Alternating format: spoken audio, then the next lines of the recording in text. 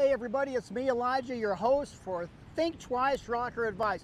Here we are, coming to you live from a beach in Southern California where I live. Not actually this spot, because that would be unfortunate, but more fortunate than most people who are homeless. Anyway, today I want to talk about AI. It's on everyone's mind. People can't stop talking about it and thinking about it and obsessing about it. And I thought, what better place during our summer series to broadcast from and to record from than the beach. Why? Because when we talk about AI, that's artificial intelligence, there are certain things I want to bring up today because I've got several thoughts. Now, I'm not a specialist on technology, but I am a pretty good student of theology and psychology. And so when it comes to the human experience, I think that there are things that we are concerned about and consumed about right now in culture when it comes to AI, that we are forgetting what we actually have access to all the time that we take for granted. Because most of the conversation it's one of two things. One, AI is going to take all of our jobs. Yet if you talk to most people, they hate their current job. They can't stand what they do. Most people in the United States lives their entire life disliking their entire life and waiting for that 1 week a year when they can save up and go take time off from what it is they do. And then we bring up this topic of this thing is coming along and it's going to steal what you do. Well, if that were the case, let's just say that's the worst case scenario, but it is the reality. If that were the case, wouldn't it be ultimately okay? Because it would force our hand into doing something else, possibly that we like better. Now, I'm not suggesting that everyone go out there and quit their jobs. That's not what I'm suggesting. I'm not suggesting that we just embrace everything that comes along with the challenges of new advances in technology. I'm not suggesting any of that. I'm suggesting we rethink. Why? Because this podcast is Think Twice Rocker Advice. That means we think about something, but then we look at the other side of the coin. We think twice about what we've been saying about this thing. And so let's embrace just for a moment that it steals everyone's current jobs.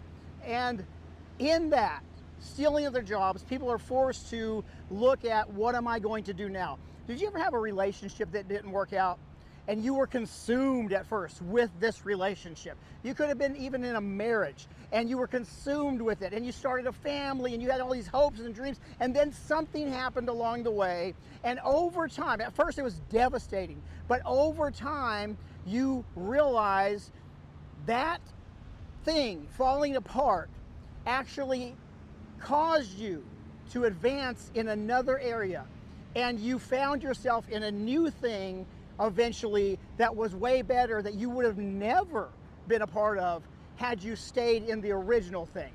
I'm asking all of us to rethink this whole mentality of, if it takes all of our jobs, well, most people hate what they do anyway. And so let's deal with that part, because the human part of that, the part we do have control of, is, wait a minute, it hasn't taken my job yet. And if it hasn't taken my job yet and I'm dissatisfied now, then why am I not doing something to make my life better in this area? And you may say to me, Elijah, you don't get it. Man, you live at the beach. You talk for a living. You don't do real hard labor. I understand that. Listen, I went to work the day I turned 14 with my worker's permit at an international corporation called Burger King. I was mopping the floors. I was getting beat up in the parking lot because it wasn't a good area. And before that, I worked for my family's little Mexican food truck that we had way back in the day called A Little Bit of Mexico. I've been working since I've been born. And I understand the concept of hard work, and I appreciate the concept of hard work. And I don't think that our jobs should always be what our destiny and our purpose is. I think our job should be something that opens up the door for us to be able to do our destiny and our purpose. And even if you are doing something that is like, I love what I do, they have that saying that says, you know, if you love what you do, you'll never work a day in your life. I don't know where they're working, but I love what I do, and I work hard every day in order to continue to do that. Bookings don't just fall out of the sky. Comedy routines don't just fall out of the sky. New ideas, new books don't get written by themselves. You're gonna work no matter what you do. But what I'm asking you to do is not look at the excuse that AI is going to steal what it is that you do and what it is everyone does when most people don't even like what they do. Let's start right there with, before this thing even hits the ground running, which it already has, but let's say it doesn't even exist. Shouldn't we start with, wait a minute, I need to spend the rest of my life doing something, and the something that I'm going to do is something I don't like to do? I think it's time to make that adjustment. Let's work right there. There are things out of our control, but there are things within our control. There are things that we can do. My part. Friend, what is it that you're doing? Your part that you can adjust and begin to enjoy your life a little more in that area. It could be even that you asked to transfer to another department in your current job because you've tried this for 20 years and you know what, you're just dissatisfied and you'd like to shake it up a little bit. I don't know what it is, but the excuse that something's going to come along and steal from you something you don't even like, well, it's time to stop making that excuse. And you could say, Elijah, I love what I do, and I am very concerned that AI is going to steal from what I do. I completely understand that. I learned graphics art in the mid-2000s, I'm going to say about 2003, early 2000s, because I worked at a church at the time. And all of my church budget for functions for the youth department, I was a youth pastor, all of the budget was getting eaten up because the pastor was buddies with a graphics artist in town, and so he would give all of the money to the graphics artist to make the brochures that we were using for the events. And so it was eating up my budget. Yes, this guy was getting paid, and I'm glad for him, but I only had so many dollars to work with. You know, there wasn't a room full of money in the youth department that with nothing to do with it. I only had a certain amount of money, so I asked somebody, hey, what program is that guy using that makes all of our things? And they told me it's called Photoshop. And so I was like, well, I've never done that, but I used to be a graffiti punk. I used to be someone who, I've always been someone who draws cartoons, and I'd get in trouble at school for it because I'd always draw a character picture of the teacher, and then I would pass it around, and everyone would put little bubbles up there of what she was saying, and by the time everyone got caught with it, she knew that I drew it, but it looked like there was a bunch of inappropriate things that I made her say. I didn't, I just provided the character, and then the other students provided the content. Anyway, I've always been an artistic kind of guy, and so I said, well, I'm just going to get that program, and the guy told me, hey, we have that program here at the church. I'll load it on your computer. And so I was like, yeah. So we had an event coming up. I just looked, I went and found a brochure, a little flyer, pamphlet thing that I liked, that I saw of someone else that were doing a completely different thing, and I just copied every detail. I figured out how to do every detail of that flyer with this new thing called Photoshop. And before Photoshop, there was, we would see on magazines these celebrities, and we'd say, oh yeah, they look so good because they've airbrushed them. They've airbrushed the pictures, which before that it did exist. It was a form of editing, and so technology, the advancement of technology in every stage caused the last thing to, if embraced, become a little easier. But also the old school people were like, that's cheating, I'll never embrace that. And with AI, there's an element of that I see happening. That people, some are grabbing onto the old school mentality. I grab onto it. Everyone gravitates toward the thing you learned, the thing that was old school, your tradition.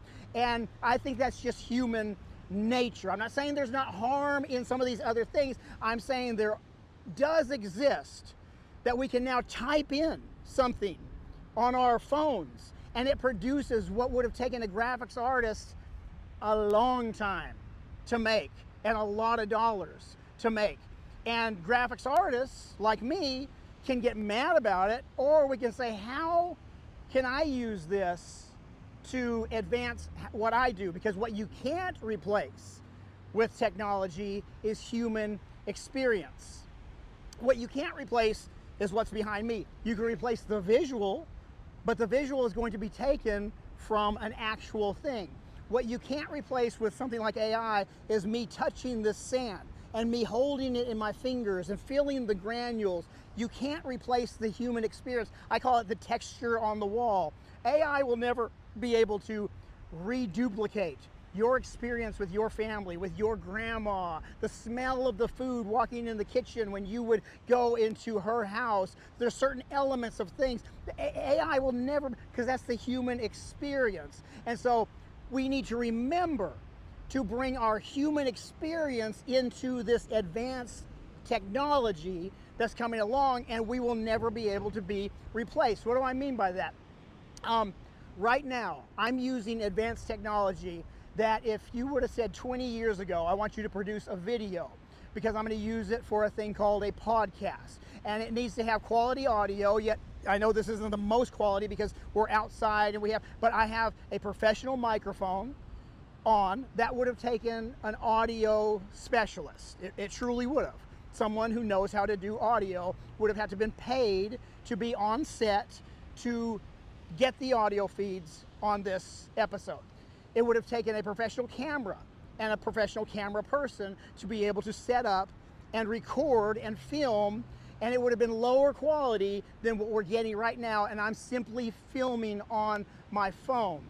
All of that is a result of technology that has come along. And so what you can't do, though, is you can't replace the human experience that I share on these episodes. You can't. Why? Because I am the only one who's lived my story. So when I tell my story, there are parts of it that come to life. Why? Because I truly lived those experiences. And when I communicate that, because of my passion, because of the texture that I felt on the walls, it communicates something to the listener or to the viewer and saying, oh, that reminds me of this in my life because I had that similar thing. AI will never be able to replace the human experience. It gathers the knowledge, it gathers the resources. Everything I'm saying right now will be able to be accessed by AI and used. If you type in, write me a message and make it sound like Elijah Tyndall, there will be a way that it has a cadence to it, but it'll never ever be able to share my experience. It'll never have my secrets that I'll reveal gradually over time to different people or even online. It'll never have that human experience. And so, friend, instead of being so consumed with what it's going to steal from you, look at possibilities of how we can utilize it to make our human experience that communicates to others an easier process for us. And that doesn't mean we give in, because there's two elements. There's this human element. It's going to steal all our jobs. It's going to, it's going to replace us. There's that fear-based element, and those are things we need to look at. But once again, I remind you, if you don't like your job, don't worry about losing your job to something, to the big bad wolf later on down the road. Start looking right now for something that you like. Do what you can about that. I'm not saying that reality doesn't exist. I'm not saying that fear is not based in a good, solid foundation of thinking. I'm saying prepare is better than repair. And if you're preparing that something like that might happen, consider if something like that does happen, it may not be the worst thing in the world because you're ready for a shift in your life anyway. And two, take what you can from the thing. Now there's the second one, and this is where I really want to dig in here, and that's of course, I'm going to bring up the spiritual element of this, because people are greatly concerned about the consciousness of AI, meaning will it be able to dictate its own decisions over us over time? How would that affect us? It would affect us in the way of, say everyone's got an electric car. that is somehow powered in areas by AI. And then it decides you're no longer allowed to go to this place. And so AI has consciously said, nope, you can't do that anymore. We've dictated no, and the car won't let you go there. There's everything that watches you, all the stuff. There's the spiritual concern that this consciousness is going to become like a god and rule over us. And so here's what I would say about that. Friend, what you do on a smaller scale is exactly what you will do on a larger scale. And so if you are concerned about a great overlording power that comes along on this earth and rules over everybody, and we all have to bow down to that, ask yourself right now, while it's not up there, are you bowing down to other things? I would call them idols. The Bible would call them idols. How do we know what's an idol in our life? The thing that consumes us, the thing that we can't stop thinking about, the thing that the thing we have given ourselves over to, and we say, well, we would never bow down to this, or we would never bow down to, if I'm a this, I believe this, or I believe that. But friend, bowing down simply means I surrender my own conscious thinking, my own internal way of processing. I surrender that to the larger thing, and I'm calling it a larger thing because I've allowed this thing to be larger than me. And so it doesn't matter what I believe anymore. If so-and-so says it, then that's where I stand. I would say politically, we've shown in this country that most people have already bowed down to an idol. And that idol is politics. Most people have tribalized, and whatever it is they would allow themselves to have a process of thinking through, now they don't even take that process. They look at what their team thinks about this, what their players think about this, and that's what they automatically gravitate toward, and they bow down. We bow down. I say we. I try my hardest not to. That's why I don't get caught up. I don't get caught up in politics. And people get mad at me. Elijah, why don't you say more about politics? Because I refuse to have those kind of idols in my life. If I think that Donald Trump is acting like a jerk, I can openly say Donald Trump is acting like a jerk. If I think that he makes a good decision in an area, I can openly say, I think that it's a good decision that he made right there. If I think Joe Biden is acting like a jerk, I can say Joe Biden's acting like a jerk. If I think he made a good decision, I can say, I think that's a good decision that Joe Biden made right there. I can have my own thought process, and yes, it divides me from people because other people are like, you can't say anything good about the other side. Well, first of all, I don't have another side. The way I resist making idols in my life is I listen to what Jesus said. Jesus said, a new commandment I give you, love the Lord your God with all of your heart and love your neighbor as you love yourself. By this, all will know that you are my disciples, by the way you show love one to another. And so if I have submitted and given all of my attention, adoration, and love toward my God, then I don't have to worry about when something else comes along, because I don't have anything to surrender to that thing. I've surrendered everything to this, my belief in Him. And what's happened is that we have taken political figures and we've made them our idols, and when they say something, we say, that's what I believe, that's what I think. I won't do that with anybody. I won't even do that with myself, because I disagree with myself a lot of times. When I get to the end of the day, I'm like, I don't believe what I said this morning. Because I've learned that I've made bold statements and declarations in the past that I've had to swallow my pride and say, that wasn't good. And so I only subscribe to bowing down to what God says. And then if someone else comes along and it doesn't line up with what He says, then I don't have to subscribe to that. Yeah, but what if it gets worse? What if things get horrible and this thing? You know what? If you're a Christian like me, most of us believe that in the end times, things are supposed to get worse. If we really believe the Bible, what the Bible says, the Bible doesn't say it's going to get better, it says it's going to get worse. But be of good cheer, because He has overcome the world. What does that mean, overcome? That doesn't mean here on earth everything's going to get good because you're a Christian. That's not the reality. The reality is everything can get completely wiped out. But we are eternal beings, and our hope is for beyond this realm. Why we're in this realm is that we show love one to another. We can help other people. That's why we're here right now. That's why when we submitted our belief system to Jesus Christ to be followers, we didn't get zapped into heaven. Oh, no longer needed on earth. He's rescued from earth. No. We're here to be just like what Jesus was, and that's someone to help other people. Love the Lord God with all your heart, and love your neighbor as you love yourself. By this all will know that you are my disciples indeed, by the love you show one for another. And so I don't have to worry about AI being the God that everyone worships and that I have to bow down to. I don't have to worry about that because I know I have on this level not bowed down to the Republican Party. I've not bowed down to the Democratic Party.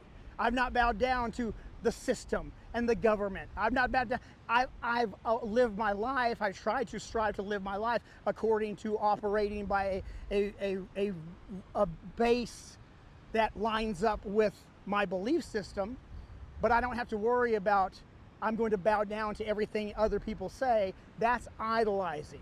That's the idols. So if the bigger idol comes along and they say, bow down to this or else you won't get groceries, guess what? You'll find a brother trying to steal groceries from the store. And then I may have to go to jail because of that. And guess who feeds me? Jail. I don't know what's going to happen, but I'm not going to live in fear of the unknown. I'm not going to live in fear because this thing looks like it could take over everything. One, it's not going to take over my mind. It's not going to take over my heart. It's not going to take over a job that, oh, my job, I can't believe. Most people, once again, hate their jobs. I'm not going to live fear-based. I'm going to find out what it is that because I'm not making apologies for the technology here. When this thing came out, when the TV came out, I can guarantee you there are people who are like, that's the devil. Social media, most people would agree that social media has been a horrible thing for society. Most people would agree that's the thing that has really torn everything and divided everything into pieces is the existence of social media. And if we truly believe that, what are we doing right now? See, we don't want to talk about the things we do with our beliefs. Because if we really believed something was bad, we would completely abstain from it. But I think we found that there can be good elements to different things. I think we found that there can be two realities at one time. Two things can be true at one time. It doesn't have to be this or that. It can be this and that. And so what I'm saying to you today, from a place that AI could never replace, a natural beauty that God created, from a place where you feel sand, you can hear the ocean, this will never be able to be replaced. This is God's creation. You, my friend, are God's creation.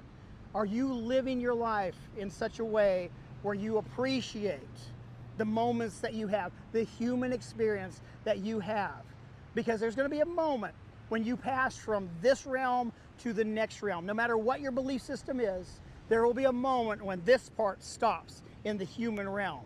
And at that moment, will you look back and say, AI got me? Or will you say, I'm so glad I lived my life with passion. I went for things, even my elder age, I went for it. I did it. What's the rest of your life gonna look like? What's the rest of your year gonna look like? What's the rest of your month gonna look like? Friend, what's the rest of your day gonna look like?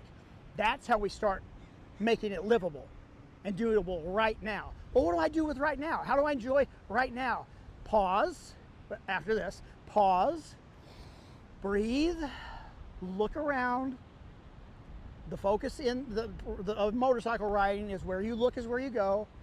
Look at things around you that are important or that should have more importance to you. Things that you've been blessed with. Things that you in your life that once they were a prayer request and then they became your reality. think about those things. Think about those good things. And that's how you start enjoying. And then you'll start thinking to yourself, you know what? It's been a long time. That was so special. Spending that time with my kids, spending that time with my spouse, spending that time with my friends, spending that time. You know what? I'm going to call them.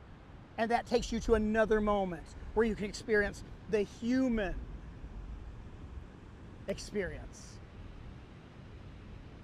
Thanks for joining. Think Twice, Rocker Advice. Subscribe, comment, all the good stuff. Love you guys. Bye.